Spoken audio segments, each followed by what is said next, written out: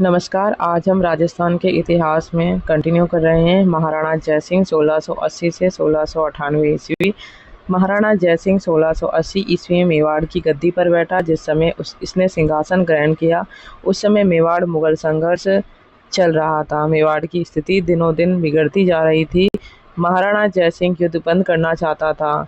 मुगल सम्राट औरंगजेब भी महाराणा से संधि करना चाहता था क्योंकि उसे दक्षिण भारत पर ध्यान देना था। अतः 24 जून 1681 को मुगल सम्राट और महाराणा जयसिंह के मध्य संधि हो गई।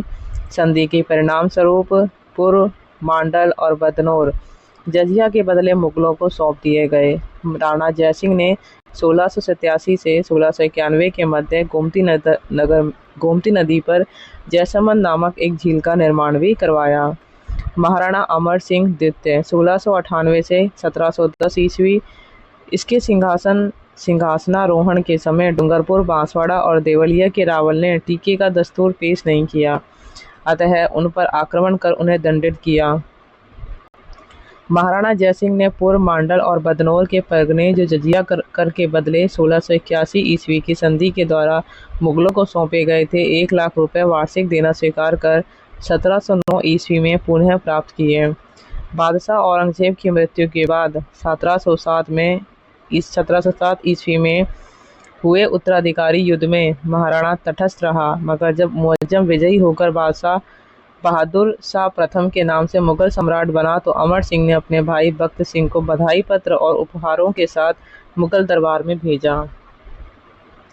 1708 ईस्वी में महाराणा की पुत्री चंद्रकुंवरी का विवाह जयपुर के शासक सवाई जयसिंह से हुआ। साथ ही एक अहदनामा भी जोधपुर, जयपुर और मेवाड़ के शासकों के मध्य हुआ, जिसके अनुसार मेवाड़ की राजकुमारी से उत्पन्न पुत्र ही जयपुर का वारिस होगा तथा मेवाड़, जयपुर व जोधपुर के शासकों को अपना राज्य मुगलों से वापस लेने में सहायता देगा। महाराणा ने सैन्य खर्च के लिए अपनी प्रजा से बलपूर्वक धन वसूल किया, जिसे 2000 भाटों को आत्महत्या करनी पड़ी। महाराणा ने सभी सरदारों को 16 प्रथम श्रेणी के और 32 द्वितीय श्रेणी में विभाजित कर उनकी जागीरें निश्चित कर दी।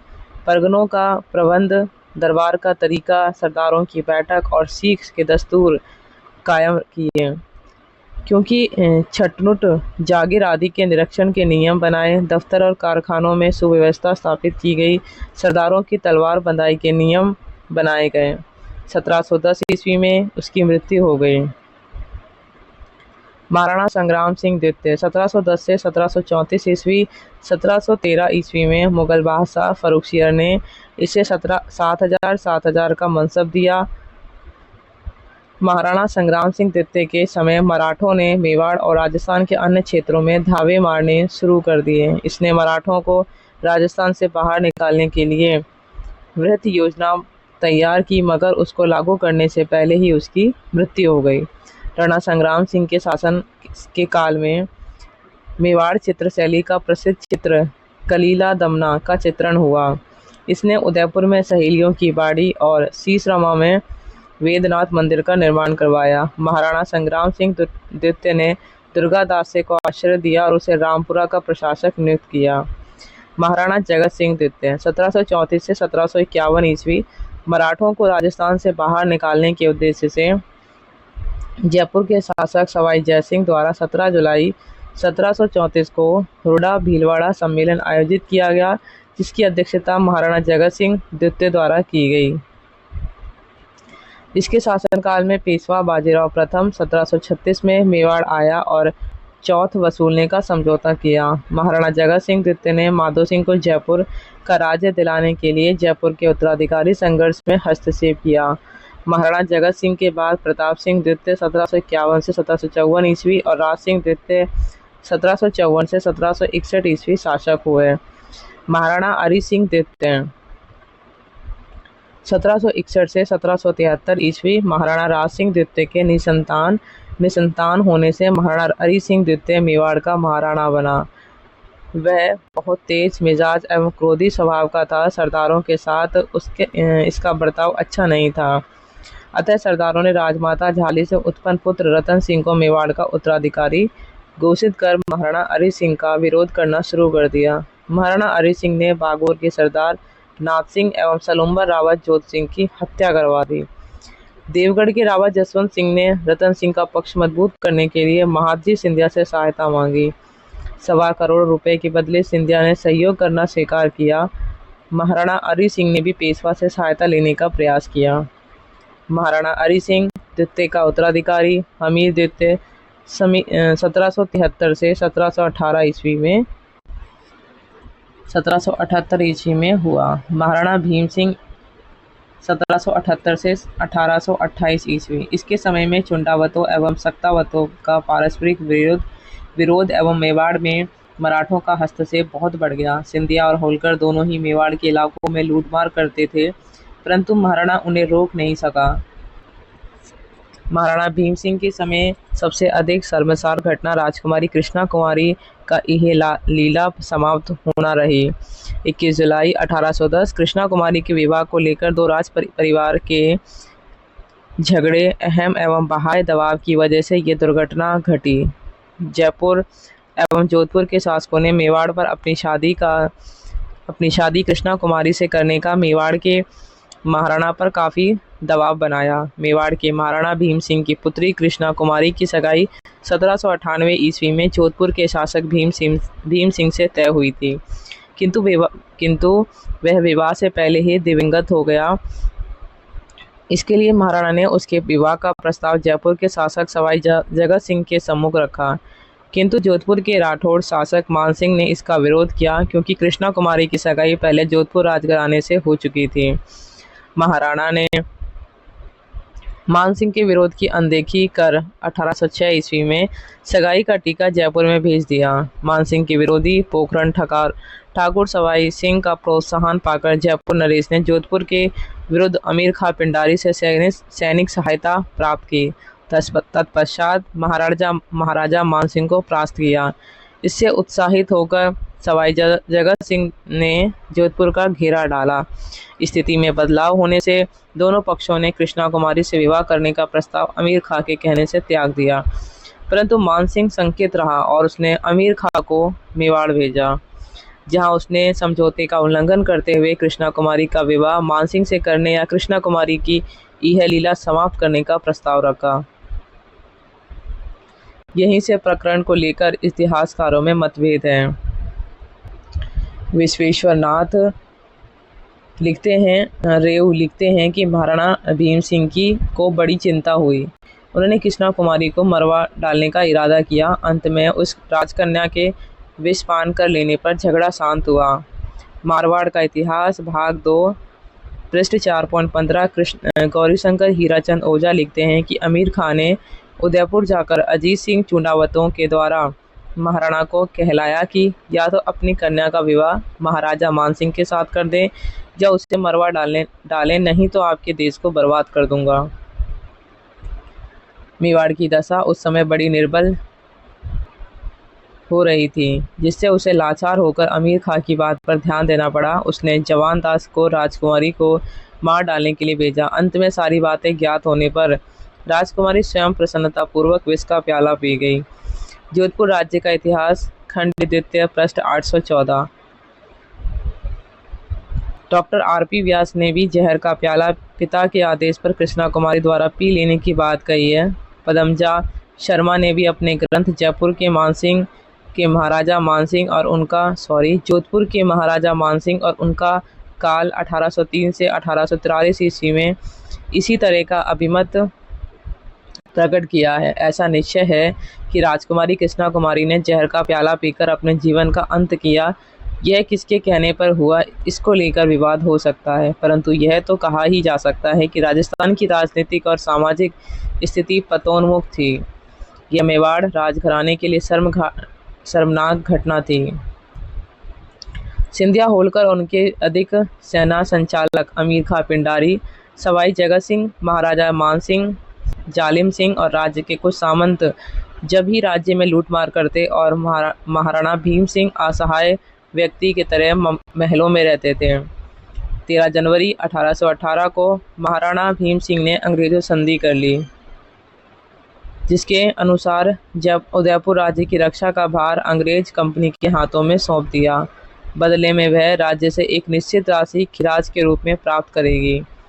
संधि के बाद फरवरी 1818 में कर्नल टॉड एजेंट के रूप में उदयपुर आया और मई 1818 में सरदारों पर नियंत्रण स्थापित करने के लिए उनके साथ एक कोलनामा किया गया।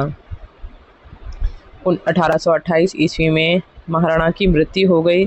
महाराणा भीम सिंह के उत्तराधिकारी महाराणा जवान सिंह 1828 से 1838 ईस्वी और महाराणा सरदार सिंह 1838 से 1842 ईस्वी थे। सरदार सिंह बागोर ठिकाने से गोद लिए गए। महाराणा जवान सिंह ने 5 फरवरी 1832 को अजमेर में गवर्नर लॉर्ड विलियम बेंटिंक से मुलाकात की। महाराणा जवान सिंह ब्रजराज उपनाम से कविताएं लिखता था। महाराणा स्वरूप सिंह 1842 से 1861 ईस्वी, महाराणा स्वरूप सिंह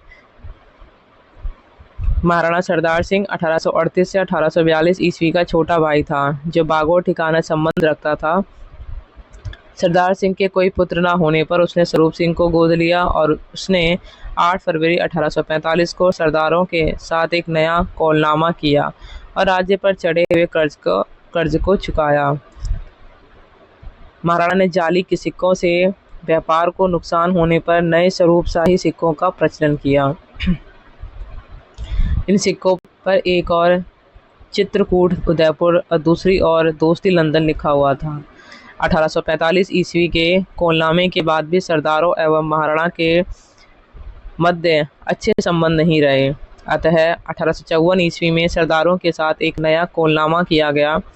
1857 ईस्वी के स्वतंत्रता आंदोलन को दबाने में महाराणा स्वरूप सिंह ने अंग्रेजों का साथ दिया। अंग्रेजी सरकार ने सती प्रथा बंद कर दी और देशी राज्यों से भी उस पर रोक लगाने का आग्रह किया। महाराणा स्वरूप सिंह सती प्रथा पर रोक नहीं लगाना चाहता था। लगातार 16 वर्ष तक सती प्रथा पर रोक को लेकर अंग्रेजी सरकार और महाराणा में पत्र व्यवहार होता रहा। अंत में 15 अगस्त 1861 को महाराणा ने सती प्रथा पर रोक लगाने का हुक्म जारी किया। महाराणा ने डाका प्रथा एवं समाधि प्रथा पर भी रोक लगाई। इसकी मृत्यु 1861 ईस्वी में स्वरूप सिंह के साथ सती हुई। यह मेवाड़ महाराणाओं के साथ सती होने की अंतिम घटना थी। अब है महाराणा शंभू सिंह 1861 से 1874। महाराणा शंभू सिंह बागोर ठिकाने से गोद लिया गया था। सिंहासनारोहण के समय वह नाबालिग था, अतः राज्य प्रबंध के लिए पॉलिटिकल एजेंट मेजर टेलर की अध्यक्षता में रीजेंसी काउंसिल की स्थापना की गई। मेवाड़ में नई अदालतों की स्थापना के विरोध में नगर सेठ चंपालन की अगुवाई में उदयपुर में हड़ताल 1 जनवरी 1864 ईस्वी हुई। महाराणा शंभू सिंह के शासनकाल में दीवानी एवं फौजदारी अदालतों का अच्छा प्रबंध किया गया। प्रजा की जान माल की रक्षा के लिए पुलिस के सवार तैनात किए गए। उदयपुर में शंभू रतन पाठशाला के नाम से एक विद्यालय 1863 ईस्वी में खोला गया। अस्पतालों की स्थापना तथा जेल की अच्छी व्यवस्था की गई। खेरवाड़ा और नीमच तक पक्की सड़कें बनाने का कार्य प्रारंभ किया गया। शहर की सफाई व्यवस्था का अच्छा प्रबंध किया गया। मंदिरों और खास मकानों की रक्षा की शर्त पर रेलवे के लिए मुफ्त जमीन देने की स्वीकृति दी गई। 1868 ईस्वी में अकाल के दौरान राज्य की ओर से राहत कार्य चलाए गए एवं अनाज आदि की व्यवस्था की गई। अक्टूबर 1870 में महाराणा ने वायसराय लॉर्ड मेयो का अजमेर दरबार अक्टूबर 1870 से मुलाकात की। 6 सितंबर 1871 को उदयपुर में कर्नल ब्रुक ने महाराणा को ब्रिटिश सरकार की ओर से GCSI grand commander of the star of India का खिताब दिया। महाराणा सज्जन सिंह 1874 से 1884 ईस्वी। महाराणा सज्जन सिंह बागोर ठिकाने के शक्ति सिंह का पुत्र था। राज्यारोहण के समय उसकी नाबालिगी के कारण शासन प्रबंध रीजेंसी काउंसिल ने चलाया। 1877 में लॉर्ड लिटन द्वारा आयोजित दिल्ली दरबार में महाराणा ने भाग लिया। 14 फरवरी 1878 को इसने अंग्रेजी सरकार के साथ नमक समझौता किया, जिससे कई लोगों का रोजगार छिन गया और नमक महंगा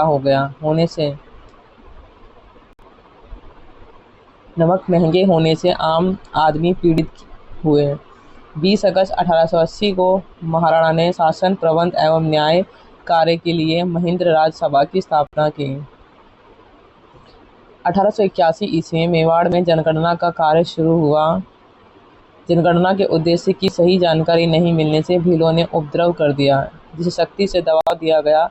23 नवंबर 1881 में को गवर्नर जनरल लॉर्ड रिपन ने चित्तौड़ आकर महाराणा को JCSI grand commander of the star of India का खिताब दिया। महाराणा ने उदयपुर में सफाई तथा रोशनी का प्रबंध किया, सड़कों की मरम्मत करवाकर उन पर वृक्ष लगवाए, सज्जन निवास नाम का सुंदर बाग लगवाया। अपने राज्य में शिक्षा की सुव्यवस्था के लिए एजुकेशन कमेटी नियुक्त कर महाराणा ने उदयपुर में हाई स्कूल, संस्कृत एवं अन्य पाठशाला और ब्रह्मपुरी आदि स्थानों पर प्राथमिक शिक्षा की पाठशालाएं स्थापित की गईं। जिलों में भी पाठशालाएं और दवाखाने स्थापित किए गए।